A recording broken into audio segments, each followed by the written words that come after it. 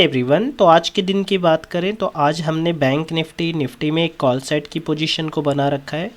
अभी यहाँ पर हमने कॉल साइड की पोजीशन को क्यों बनाया, तो चलिए मैं आपको बताता हूँ। पहली बात तो ये है कि अगर आप मार्केट को देखोगे तो ये अप ट्रेंड में चलता हुआ दिख रहा है। जब मैंने लास्ट सेशन में ट्रेड किया था और सैटरडे को मैंने जब चार्ट को एक्सप्लेन किया था तब भी मैंने आपको दिखाया था कि देखो मार्केट यहाँ पर अप ट्रेंड को यहाँ पर कर रहा है। अब यहाँ पर मैंने आपको क्या चीज़ें दिखाई थी, तो यहाँ पर मैंने दिखाया था कि देखो यहाँ पर हेड एंड शोल्डर बनता हुआ दिख रहा है। हेड एंड शोल्डर का ब्रेकआउट हो रहा है और जैसे ही मार्केट में ब्रेकआउट हुआ है उसके बाद से देखोगे तो मार्केट लगातार ही अप ट्रेंड में आपको चलता हुआ दिख रहा है। साथ में आप रीसेंट भी देखोगे तो रीसेंट में भी आपको यहाँ पर डबल बॉटम बनता हुआ दिखेगा और मार्केट इस डबल बॉटम को भी फॉलो करता हुआ अप ट्रेंड में चलता हुआ दिख रहा है। तो यहाँ पर हमने क्यों कॉल साइड की पोजीशन को बना रखा है, क्योंकि हमने यहाँ पर ट्रेंड के साथ काम करना पसंद किया। साथ में आप देखोगे तो मार्केट क्या करने को ट्राई कर रहा है, 55,300 से रिजेक्शन दिलाने को ट्राई कर रहा है, यहाँ पर सेलर्स को इन्वाइट करने को ट्राई कर रहा है। अगर आप लास्ट सेशन के चार्ट को भी देखोगे तो आप ये देख पाओगे मार्केट में कि जो डाउन साइड में बैठा हुआ है बंदा है। अब मेरी बात समझो, अगर आप देखोगे तो ये जो चार्ट आपको देखने को मिल रहा है ये एक साइडवेज चार्ट है।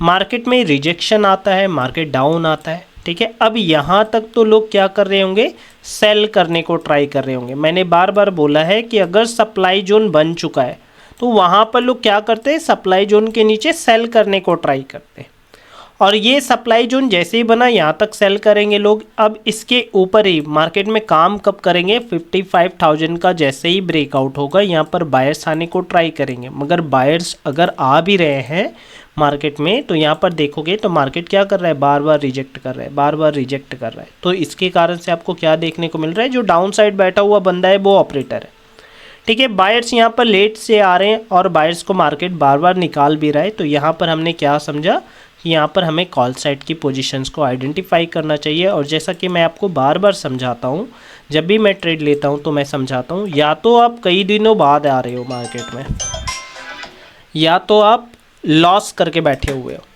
उसके बाद का जो ट्रेड होगा वो आपका फिक्स हो। ये चीज़ें मैं आपको बार बार समझाता हूँ कि देखो, या तो आप कई दिनों बाद आ जाओ, या तो लास्ट सेशन आपका लॉस में गया है तो आप वहाँ पर जो नेक्स्ट सेशन आएगा वहाँ पर आप प्रॉफिट फिक्स रखोगे। निफ्टी को भी दिखाने को ट्राई करो तो निफ्टी में भी सेम कंडीशन आपको देखने को मिल रहा है।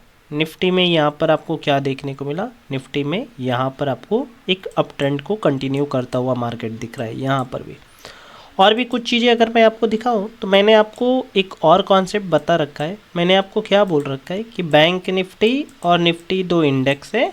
अगर मैं इनमें से कोई एक इंडेक्स किसी क्लोजिंग प्राइस का ब्रेक डाउन कर दे, रेजिस्टेंस या सपोर्ट का ब्रेक डाउन कर दे, या साइकोलॉजिकल नंबर का ब्रेक डाउन कर दे और निफ्टी इन्हीं सब चीज़ों को होल्ड कर जाए, तो जो होल्ड करेगा वो पॉजिटिव रह जाएगा और जो ब्रेक डाउन करेगा वो फेलियर में कन्वर्ट होगा। सेम चीज़ें आज के दिन बैंक निफ्टी को देखोगे तो क्लोजिंग प्राइस का ब्रेक डाउन है, वहीं पर आप देखोगे तो जो निफ्टी है वो होल्ड कर रहा है। तो यहाँ पर क्या है, जो ब्रेक डाउन कर रहा है वो फेलियर में कन्वर्ट हो रहा है, ठीक है। यहाँ पर जो ब्रेक डाउन किया वो फेलियर में कन्वर्ट हो गया। साथ में आप देखोगे जो निफ्टी है वो पॉजिटिव रह गया।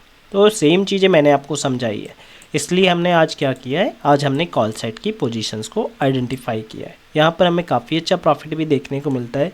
आज के दिन हमारा लॉट साइज भी कम था तो यहाँ पर प्रॉफिट भी मेरे को 28K के आसपास का देखने को मिला। मैंने कोई भी एक्स्ट्रा क्वांटिटी आज नहीं उठाई थी क्योंकि मैं काफ़ी दिनों बाद आ रहा हूँ और आज से आपको वीडियोस मिलना स्टार्ट हो जाएगी।